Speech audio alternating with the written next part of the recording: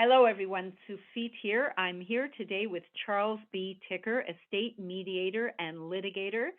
And we're here because November has been designated Make a Will Month by the Ontario Bar Association. So we can expect to see a lot of media about how a huge number of people don't have a will, or if they do make a will, they don't use a lawyer to make the will, and all the ensuing problems as a result of that choice. What we're probably not going to see or hear anywhere else, other than with our guest today, is a discussion of how the will is actually made. If a gift is made equally to all one's adult children, is that going to be perceived as fair? And our guest today, again, Charles B. Ticker, has a very interesting answer to that. Charles, what is the answer? Is equal always fair? Well, one would typically think so, but as we're going to find out, not necessarily. Will equal be equitable or perceived as fair? Give you this scenario. Two siblings, Frank and Gracie, and Frank and Dad run the family widget business, and they've been very successful, and business is worth, a couple $1 million, and Dad decides, well, I want to be fair to my daughter as well. So I'm going to, in my will, I'm going to leave the business to both Frank and Grace equally. So they'll each get an equal share of this business, even though Frank was the one working in the business all those years. So you can imagine Frank's not going to be very happy that his sister just tags along and gets a share of this business simply for being a sibling and a daughter of the parents. So that is a scenario that does arise sometimes that can cause real problems because not enough thought has gone into the estate plan. The parent had the best intentions, but unfortunately was not put together in the proper fashion.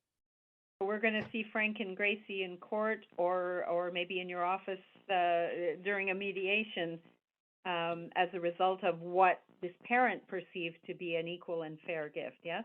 Quite possibly. Another similar scenario, let's say we have Jack and Jill, and Jill is working with Dad in the family business, makes hula hoops, and once again, a very successful business. And Dad figures, well, Jill's going to get the business because she's,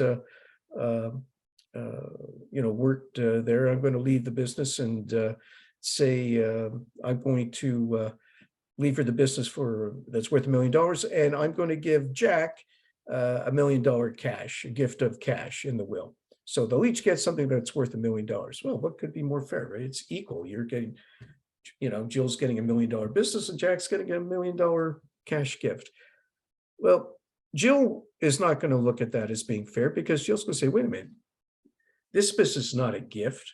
I worked my butt off. I earned this. So my brother gets $1 million for just being, a sibling.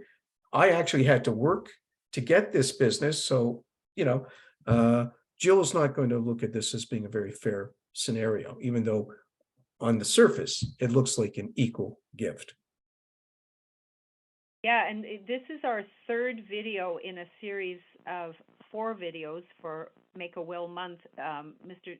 Charles, in our second video, you talked about Donnie and Debbie and the cottage, and I think there are a couple of issues that might also be similar here. Wouldn't there possibly be also the issue that the $1 million and the $1 million business might have been worth that at the time that Dad made the will, but not necessarily when Dad goes to his other place? And also, might there be some tax implications? That's correct. Values fluctuate, so a properly drafted will would have to have some sort of valuation, maybe mechanism built in. There may very well be capital gains taxes.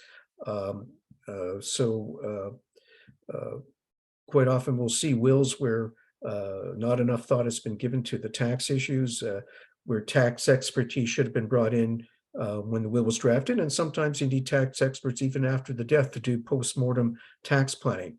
So The point is that it's make a will month. Don't do it on your own.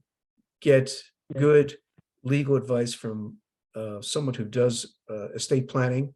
I don't do estate planning. I used to, but I'm just giving you the benefit of my experience as a mediator and as a litigator as the problems that can ensue when proper planning is not done. So these are the kind of issues that keep a litigator or a mediator in business, yes?